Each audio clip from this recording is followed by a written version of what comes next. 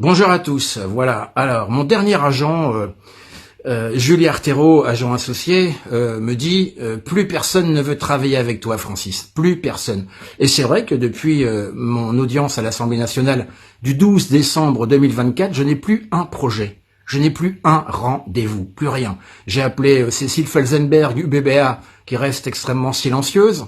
Bertrand Delabé qui m'envoie un message et qui me dit la situation est extrêmement difficile aujourd'hui dans le cinéma français, vu la conjoncture actuelle, sans parler des autres agents artistiques que j'ai pu solliciter et qui ne répondent pas. Voilà. Mais je ne regrette rien, je ne regrette pas, je regrette simplement cette lâcheté du cinéma, du milieu. C'est bien dommage, car c'est un métier fantastique, magnifique, mais qui est gangréné par des gens qui n'ont pas de morale. Bon week-end à tous.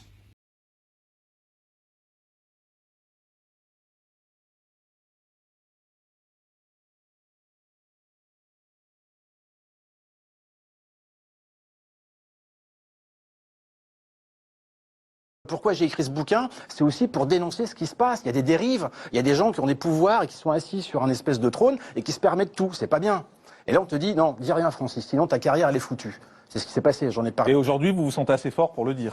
Assez fort, c'est qu'on me bâillonne. Donc j'en ai marre d'être bâillonné, j'en ai marre que France Télévisions me boycotte depuis 4 ans parce que dès qu'on dit quelque chose à quelqu'un qui est susceptible, c'est fini, tu travailles plus. Qu'est-ce qui s'est passé avec France Télé? Avec France Télé, j'ai défendu une scénariste et il y a une personne à qui on a remis la Légion d'honneur d'ailleurs il y a 2 ans, je vais faire un téléfilm avec Alain Tasma et Alain Tasma m'appelle, me dit écoute c'est signé, c'est tout, mais là pourquoi tu fais pas le film? Elle te boycotte, c'est fini. Donc c'était l'ancienne directrice de la fiction de France 3 qui a pris ce pouvoir de mettre à l'écart. Donc j'ai perdu le film d'Alain Tasma, j'ai perdu un 2e film, un 3e film, un 4e film. Donc là, voilà, c'est la chute, là, c'est terminé. Puisque mon principal employeur, c'était France Télévisions, ce qu'on appelle le service public, d'où on boycotte les gens. C'est pas possible. C'est réparé aujourd'hui? Non, parce qu'elle est têtue, elle est intouchable. J'ai dû faire le ministère de la Culture à l'époque. Bon, voilà, j'en ai parlé. Ils m'ont répondu en me disant non, elle est intouchable. Mais il y a personne d'intouchable. Voilà. Alors j'espère juste que Takis Candilis, qui vient de rentrer au sein de France Télévisions, va faire un peu de ménage, parce qu'à un moment donné, ces gens-là qui décident de vie ou de mort sur les artistes, c'est pas possible. Vous avez gardé votre grande gueule. Hein.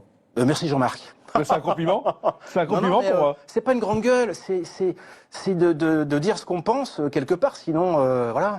En tout cas, tout est là-dedans. Francis Renaud, la rage au cœur chez Hugo Doc, et ça peut servir d'exemple à beaucoup de jeunes aussi qui ont envie de faire ce métier, et je crois que vous l'avez aussi un peu écrit pour ça. Mais qui est gangréné par des gens qui n'ont pas de morale. Mais qui est gangréné par des gens qui n'ont pas de morale. Mais qui est gangréné par des gens qui n'ont pas de morale. Mais qui est gangréné par des gens qui n'ont pas de morale. Mais qui est gangréné par des gens qui n'ont pas de morale. Mais qui est gangréné par des gens qui n'ont pas de morale. Mais qui est gangréné par des gens qui n'ont pas de morale.